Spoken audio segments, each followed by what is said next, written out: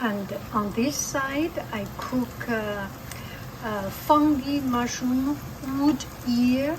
Why it is called wood ear? Because it grows on the wood, on the side of the wood, on the trunk, tree trunk, and the shape is very much like ear, and the texture a little bit like ear. So it's a wood ear, a kind of mushroom and fungi, and it's very crunchy. It has a different texture. Some people like it, some people do not. I like it very much.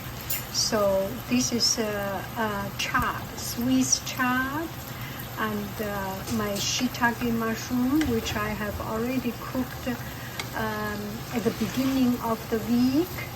And you can put some egg or meat or whatever.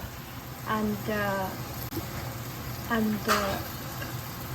you put in the mushroom and the vegetable, and you can put some egg or not egg, your choice. And this one is done. Put some water and 5 minutes, it's all good. Stop the fire.